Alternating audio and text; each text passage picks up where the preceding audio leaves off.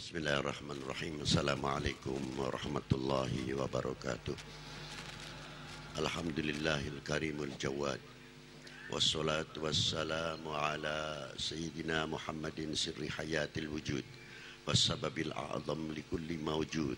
Salatan tuthabbitu fi qalbil iman wa tuhafidhunil Qur'an wa tuhafidhunil Qur'an wa tufahimuni minhul ayat wa taftahu li biha nural jannat wa nurun na'im wa nurun nadhar ila wajhikal karim wa ala alihi wa sahbihi wa sallim. Amma ba'du. Yang saya hormati para habaib, para sesepuh, bini sepuh, para alim ulama, maaf apabila tidak bisa saya sebutkan satu persatu. Dan yang saya hormati Bapak Menteri Agama Republik Indonesia, Bapak Lukman Hakim, putra daripada Menteri Agama terdahulu yang bernama Bapak Saifuddin Zuhri, asal dari Sukaraja. Jadi beliau adalah Menteri Agama bin Menteri Agama, walaupun pensiunan. Saya tahu benar keluarga beliau di Sukaraja adalah keluarga ulama, dan saya kenal baik dengan keluarga beliau. Rata-rata sebagian pendiri pesantren yang ada di Sukaraja dan imam atau para mursyid thariqah dari Syadzaliyah, Qadiriyah, Naqsyabandi dan Naqsyabandi Khalidiyah.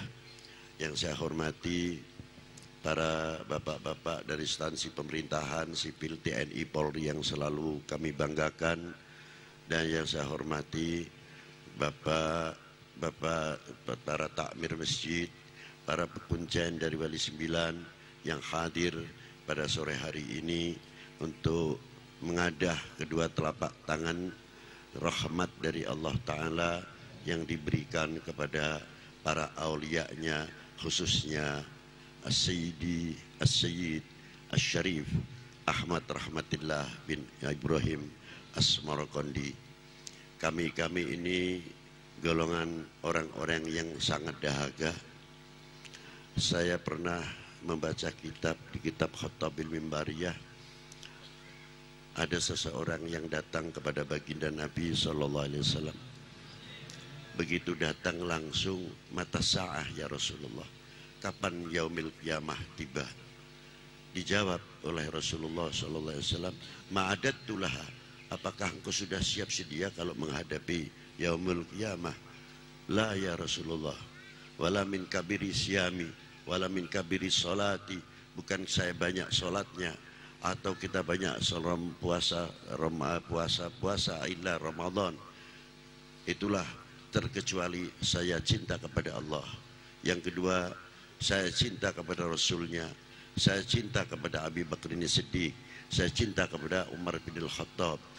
Wa faqala Nabi sallallahu alaihi wasallam, engkau kelak akan dikumpulkan dengan orang-orang yang dicintainya.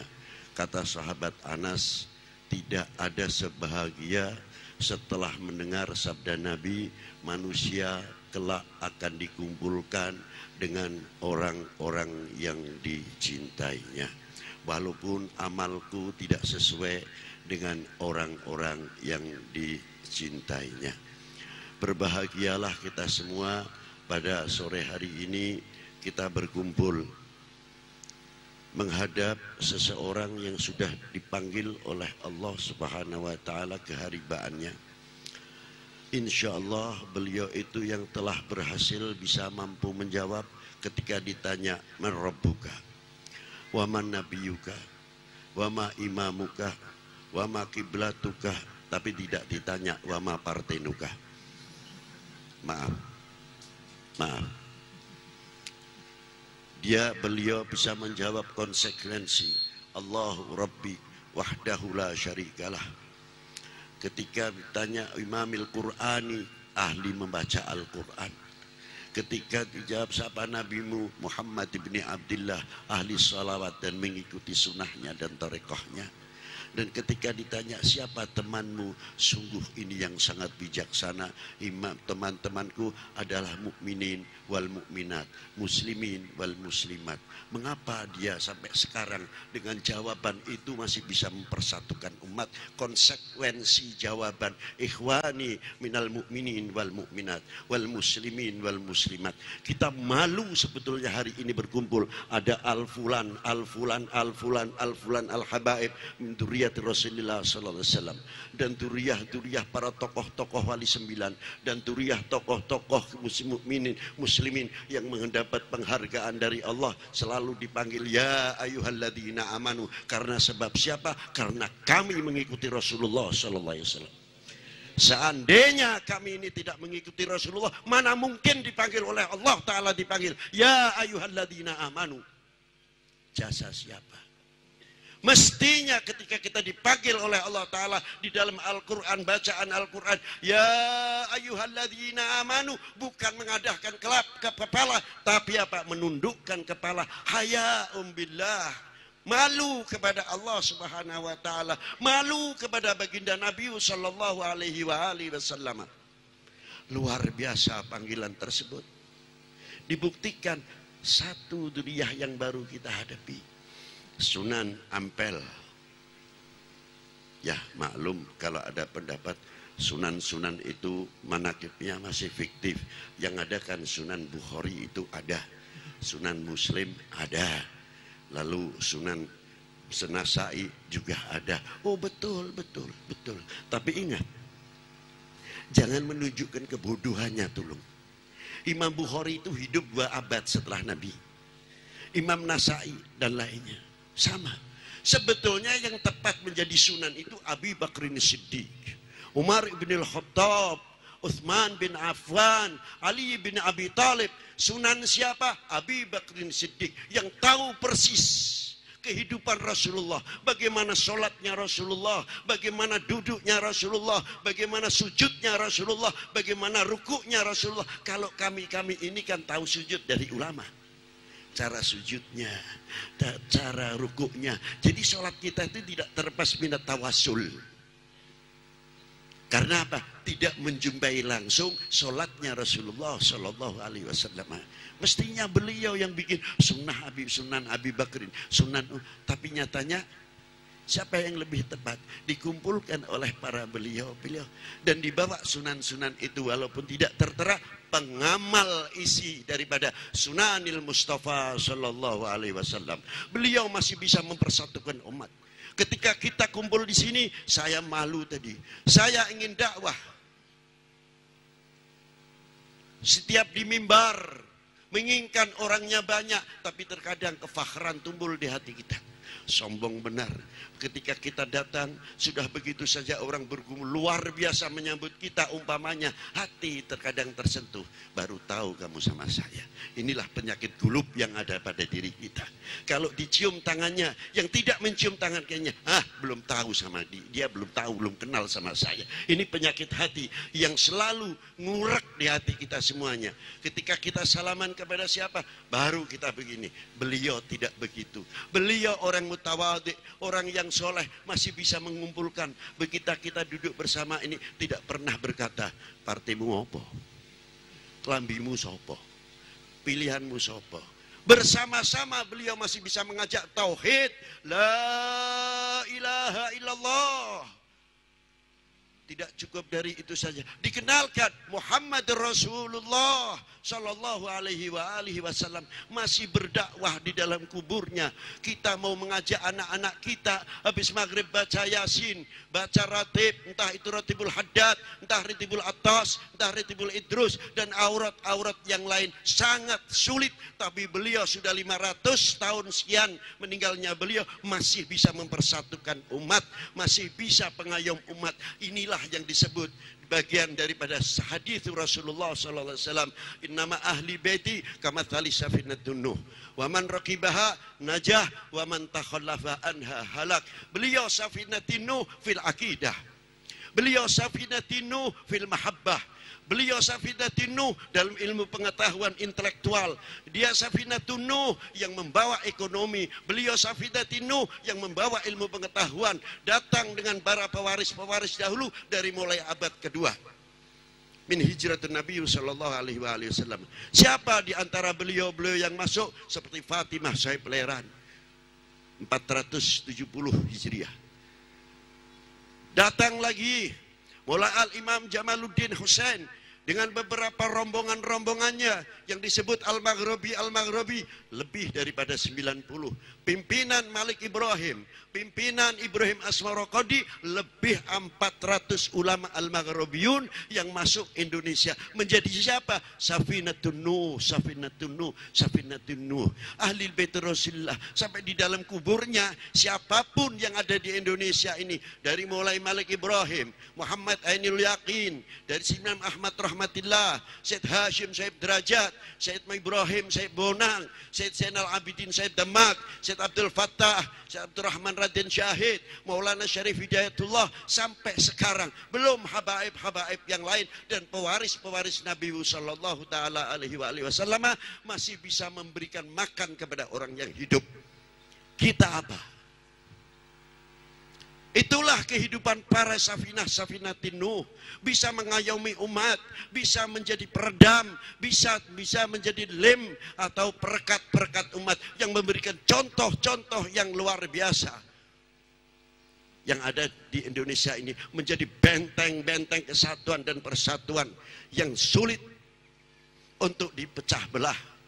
Ma'asyiral muslimin rahimakumullah. Beliau memberikan contoh-contoh ketauladanan yang luar biasa dan membawa satu filosofi dan tasawuf yang luar biasa untuk bentengnya apa? Umat Sayyidina Muhammad sallallahu taala alaihi wasallam.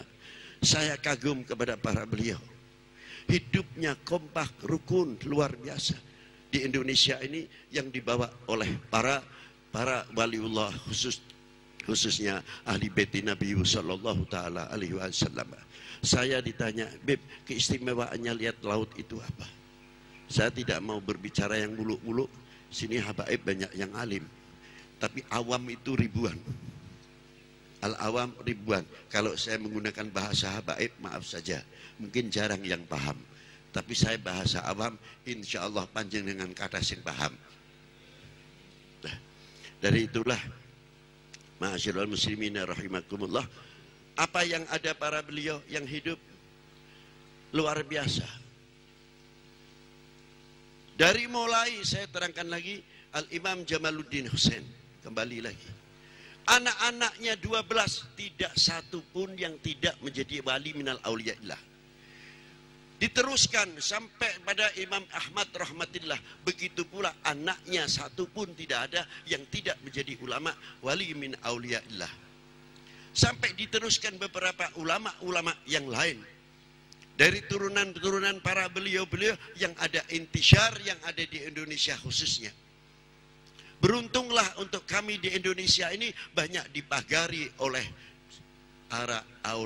para auliyaillah yang sangat peduli terhadap Indonesia ini. Mengapa demikian? Perjuangannya dalam menghalau penjajah bukan kemarin saja.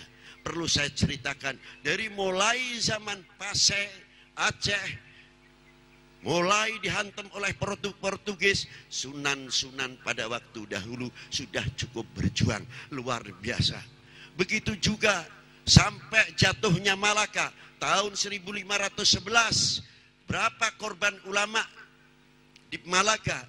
Karena apa Portugis mudah masuk? Karena dari dalamnya dipecah dahulu, goyangkan. Akhirnya Portugis masuk dengan istimewa. Yang Sultan Abdul Fattah, cucu daripada Maulana Imam Ahmad Rahmatillah, yang namanya Adipati Yunus bintil Imam Ahmad bin Abdul Fattah, karena ibunya beliau Adipati Yunus, Sayyidah Asyiqah bintil Imam Ahmad Rahmatillah, menjadi panglima besar yang dikirimkan ke Malaka. Tapi sayang, gagal karena dihantam gelombang luar biasa.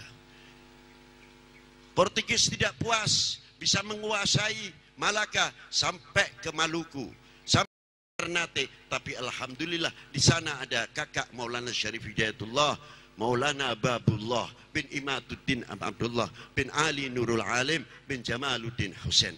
Dihalau, alhamdulillah berhasil, tapi Portugis tidak puas, masuk ke Gilindrawardana Majapahit. Bagaimana Majapahit supaya menghantam Demak? Karena Malaka ketakutan, Portugis ketakutan yang di Malaka, sumber penyebaran Islam akan muncul di Demak. Maka bagaimana supaya Demak itu hancur?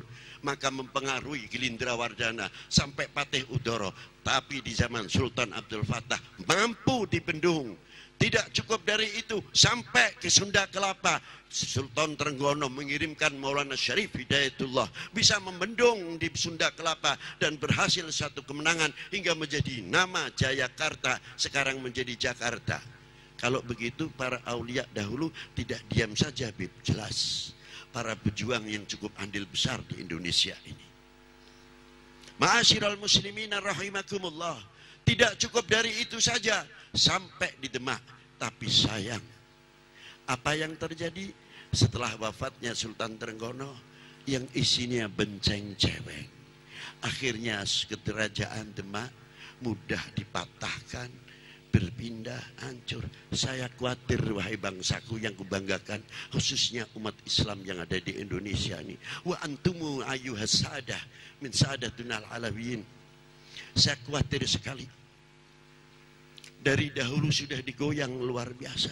Indonesia strategis, bagikan wanita yang seksi, bagikan wanita yang cantik, sangat subur luar biasa. Yang melirik bukan dari satu saja, yang melirik sangat banyak sekali. Bagaimana cara menghancurkan Indonesia, bagaimana cara menggoyang Indonesia, dan lain sebagainya. Hantam antar habaib dengan habaib biar pecah, antar ulama dengan ulama biar pecah, antar muslimun dengan muslimun biar pecah. Nanti kalau sudah yang pecah, baru digarap lain-lainnya untuk mudah dimasuki Indonesia ini dengan oknum-oknum bangsa lain. Wahai bangsaku yang kubanggakan, relakah negerimu terpecah belah? Jawab yang tegas. Wahai bangsaku yang kubanggakan, relakah negerimu terpecah belah? Wahai bangsaku yang berakidahkan ahli sunnah wal jamaah, relakah negerimu terpecah belah? Relakah wahai bangsaku yang kubanggakan bahwa habaib kalau mau dihancurkan? Jawab yang keras. Wahai bangsaku yang kubanggakan, relakah bila ulama dipecah belah? Itu jawaban. Buktikan, jangan berkata tidak saja. Kita perlu bukti. Dari itu kita rapatkan jajaran. Saya ingat satu hadis terakhir waktu ayat ini turun, qul in kuntum tuhibbunallah fattabi'uni yuhibbukumullah. Sahabat bertanya, mata aku na mu'minan shadiqan ya Rasulullah. Sejauh mana kita dikategorikan orang yang beriman? Idza ahbabtallah, selagi engkau mencintai kepada Allah. Selanjutnya ya Rasulullah, hababta rasulahu, selagi engkau mencintai utusannya. Selanjutnya ya Rasulullah, mengikuti sunnahnya dan tarekatnya. Di tengah-tengah ini hadis luar biasa. Wal yatawaffatun nas fil iman ala qadri tafawutihim fi mahabbati. Kadar bobot iman seseorang adalah tergantung kecintaannya kepada aku. Bila kecintaannya kepada Rasulullah luar biasa, maka imannya akan semakin kuat. Tapi apabila imannya merosot, sebab dari kecintaannya kepada Rasulullah Sallallahu Alaihi Wasallam merosot, sampai Rasulullah bersabda apa? Ala la imana liman la mahabbatalah, ala la imana liman la mahabbatalah, sampai 3 kali. Ternyata apa? Hadis ini kalau dimaknai oleh oknum-oknum yang sengaja untuk memecah belah umat, khususnya umat Islam, umat beragama pada umumnya, dan bangsa ini pada umumnya, ditafsirkannya dibalik. Apa? Oh kalau begitu, kalau memecah umat Islam mudah. Apa, bagaimana caranya? Jauhkan umat ini kepercayaannya kepada nabinya, cintanya kepada nabinya, jauhkan kecintaannya kepada ahli baitnya, jauhkan kecintaannya kepada ulama wal aulia, jauhkan kecintaannya kepada para sholihin. Baru umat Islam untuk dipecah belah dengan mudah. Lalu bagaimana cara menghancurkan negara dan bangsa ini? Jauhkan bangsa ini kepercayaannya kepada pemerintah. Diomong terus, kepercayaannya kepada TNI-nya merosot, kepercayaannya kepada Polri-nya supaya merosot, kepercayaannya kepada ulama merosot. Kalau sudah ini terjadi, tinggal Indonesia dibagi berapa? Tinggal mau dibagi berapa? Bagi 6, bagi 9. Terus gontok-gontokan kalau Indonesia ingin cepat-cepat dibagi. Saya hanya mengatakan, na'udzubillahi min dzalik. Mari kita galang. Jangan kita menggalang cita uhuah, sana sini ceritanya masalah talqin, tahlil, maulud, manaqib dan ketinggalan. Bangsa lain sudah membuat nuklir, bangsa lain sudah membuat alat pertempuran, bangsa lain dolarnya dipegang oleh mereka, bangsa lain maju dalam ekonominya, bangsa lain maju dalam dunia pertaniannya, bangsa lain telah maju yang lain-lain. Kami masih talqin, tahlil, maulud, manaqib. Kapan selesainya? Belum nanti pilihan lain lagi, caranya lain lagi. Kapan umat Islam yang begini cantiknya Indonesia harusnya menjadi negara agraris, bukan beras beli, apa-apa beli. Karena apa? Kefanatikan kita sudah melentur kepada republik ini, kepada bangsa ini. Kalau tidak jambu, nyebut jambu Bangkok, ayam Bangkok, lele Bangkok, tidak puas. Lalu kemandiriannya sebagai selaku bangsa Indonesia, mestinya ketika disebutkan Arab, ayam Indonesia harus lebih bangga seperti di Hadramaut. Ini madu Arab bangga betul, bukan madu Bangkok. Masa kita tidak bisa membuat ayam Indo, jambu Indo, durian Indo? Jangan tinggi keras jawabannya. Tidak apa-apa, Sunan Ampel malah senang lihat kamu. Ya, Sunan Ampel saya yakin beliau hidup pun juga untuk membentengi negara ini. Percaya enggak? Percaya tidak? Maka jangan sekali-kali main-main untuk menghancurkan Indonesia selagi Wali 9 masih ada, selagi para habaib masih ada, selagi para ulama masih ada. Insya Allah Indonesia aminin, salimin, ghanimin. Tapi dengan syarat bangkitkan kembali, ikut torekohnya para beliau, menjadi para pemersatu, menjadi para perekat umat, pada khususnya perekat bangsa pada jangan malu-malukan siapa? Beliau khususnya yang berjuang habis-habisan untuk Islam, yang berjuang untuk bangsa ini luar biasa. Sampai sekarang beliau masih mampu memberi makan kepada orang yang hidup. Masa mungkin di sini rame kalau udah ada Sunan Ampel? Coba tuh, toko-toko rame, luar Batang rame, Gresik rame, orang mati semuanya. Yang mendatangi orang hidup, yang didatangi orang mati yang sudah sekian ratus tahun. Mau cari sarung Samarinda banyak, mau cari sarung yang top banyak, mau sorban hijau tadinya kita belinya di Haramain, di sini sudah ada, luar biasa. Barokah apa?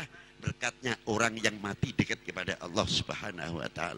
Masa orang yang sudah meninggal bisa mempersatukan umat, bisa mempersatukan bangsa ini, bisa membuat ekonomi kerakyatan. Kita yang hidup kok tidak mampu, malu, sangat malu luar biasa. Wassalamualaikum warahmatullahi wabarakatuh.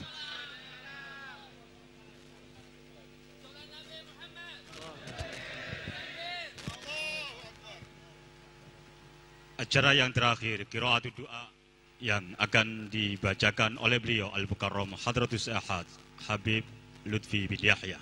Sebelum qiraatul doa, saya selaku Muqassimul Awqat, apabila ada kekhilafan kami mohon maaf. Hadiran Allah wa iyyakum bima yuhibbu yarda. Assalamualaikum warahmatullahi wabarakatuh. Di sini ada sesepuh kita, termasuk guru kita. Beliau mumpung ada cucu guru saya, Al-Habib Abdullah Al-Haddad, beliau cucunya Al-Habib Ahmad Masyhur Al-Haddad yang mengislamkan di Kenya 10.000 di Kenya, itu datuk beliau. Walaupun kalimah kita mengharapkan doa dari beliau, nahnu narju min doaikum sayyid al-am muntadhirukum wa da'watukum.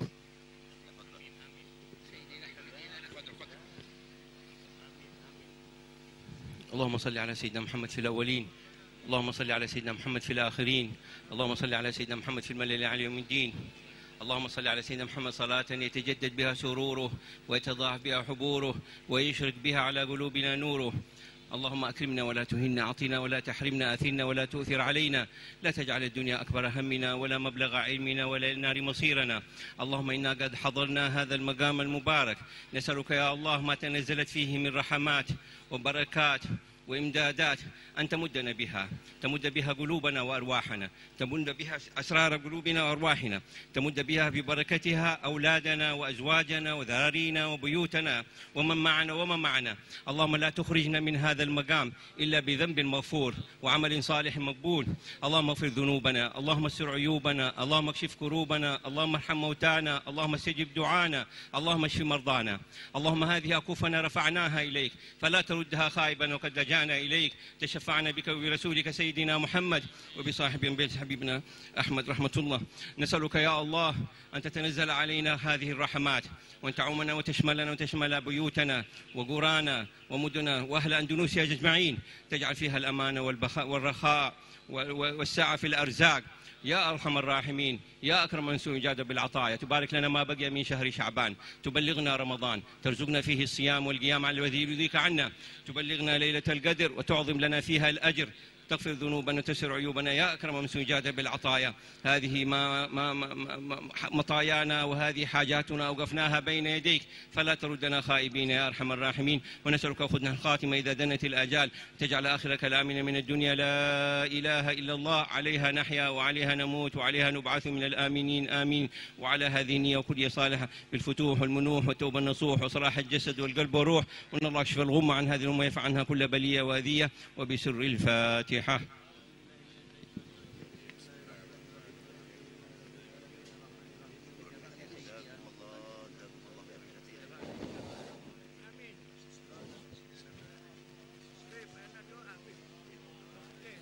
Kami mohon untuk tertib satu persatu. Kami mohon untuk tertib berjalan tertib satu persatu. Terima kasih. Amin, amin.